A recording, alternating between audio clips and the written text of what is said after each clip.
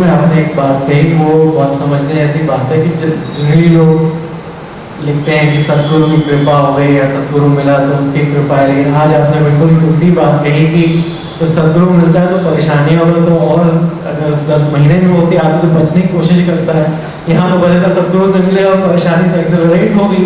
अनंत श्री का यही फॉर्मेट है। यहाँ सब मिलते हैं आता है कि भाई हमारी परेशानियां दूर हो जाएंगी, यहाँ वो एक्सेलरेट हो जाती है। तो ये समझने वाली बात है कि उसका पीछे जो मैकेनिज्म है उसको समझने की बात है। मैकेनिज्म तो देखिए बड़ा साफ है, उसी की मैंने चर्चा की। और सारी जो आध्यात्मिक दुकानें हैं वो इसी पे चल रही हैं कि कैसे तुम्हारी परेशानियां मिटाई जाएं। कोई तुम्हारी परेशानी मिटा नहीं सकता, मैं हमेशा तुमसे सीधे साफ कहता हूँ। मैं भी नहीं मिटा सकता, मैं इसलिए यहाँ पर नहीं हूँ कि तुम्हारी परेशानियां मिटाऊँ।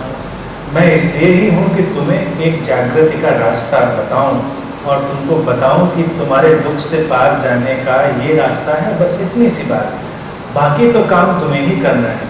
और ये डिसेप्शन किसी को अपने अंदर नहीं रखना है कि कोई आएगा और तुम्हारे लिए चमत्कार करेगा। चमत्कार होंगे लेकिन उनका मैकेनिज्म है, उनका मैकेनिज्म है कि जब तुम उनको होने के रास्ते साफ करोगे, उनके लिए एक व्यवस्था निर्मित करोगे। हवा आ सकती है, पर्दा तुमने डाल रखा है, खिड़की तुमने बंद कर रखी है, हवा का क्या दोष है? अपना पर्दा उठाओ, अपनी खिड़की खोलो, हवा आएगी। हवा मैं नहीं लाऊंगा, हवा कोई नहीं लाएगा। परिस्थितियां या जो जिनको लाइफ सिचुएशंस का इंटेंस हो जाना मैं कह रहा था, वो जरूरी है, क्योंकि इंटेंस लाइफ सिचुएशन से ही व्यक्ति आगे बढ़ता है, विकसित होता है। और वो फिजिकल, मेंटल, इमोशनल कोई भी हो सकता है। और एक सदगुरु के पास बहुत इस बात को लेकर सतर्क रहना चाहिए। कई लोग चूकते हैं और अनंत में तुम देख ही रहे हो, पिछले कई वर्षों से जो काम चल रहा है यहाँ का, तो लोग आते हैं और अचानक व्हील घूमता है। और अगर वो जागे रहे, पेशेंस रख पाए, तब तो वो अपने एनलाइटनमेंट की तरफ बढ़ जाएंगे, अपने उस परम अवस्था की तरफ। नहीं रख पाए पेशेंस और नहीं जागे रह पाए तो विदा होंगे। वो इस high intensity, high voltage energy field को ज़्यादा देर बर्दाश्त नहीं कर पाएंगे।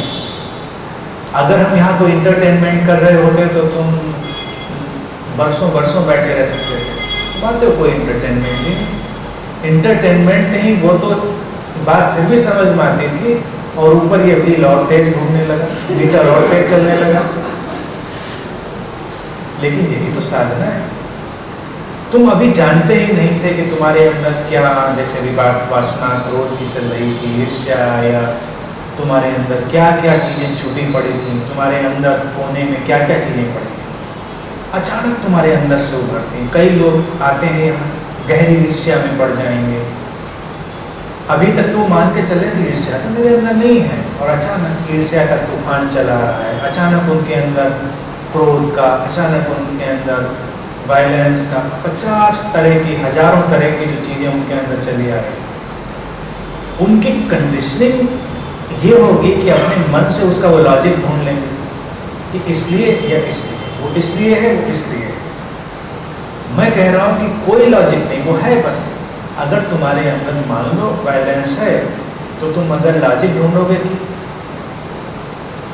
ये सज्जन जो कोने में बैठते हैं मुझको ऐसे देखते हैं कि मुझको बहुत गुस्सा आता है, तुमने अपना लॉजिक बना लिया।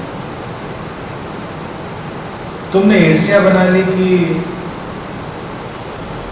इनको तो कुछ स्पेशल प्रेफरेंस मिलती है, अनंत से आए थे तो उनको तो मुस्कुरा के जवाब दिया तो मेरी तरफ देख रही थी।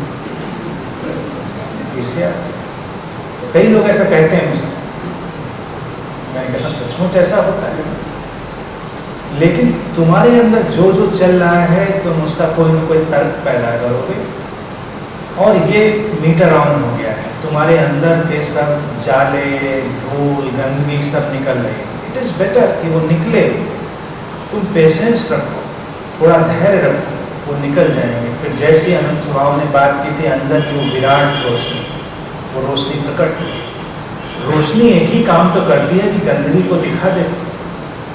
डिम लाइट अगर रखते हैं तो गंदगी नहीं दिखती, रोशनी एकदम से भी तेज हो जाए तो तुमको सब दिखाई देने लगेगा, कहाँ धूल जमी है, कहाँ जाले लटके हैं। तो ये काम यही है कि जब रोशनी आएगी तो वो सब दिखेगा, लेकिन दिखना ऐसा नहीं कि ऐड किया गया है, वो पहले से था, बस तुम्हें दिखने लगा। तो शुभ है।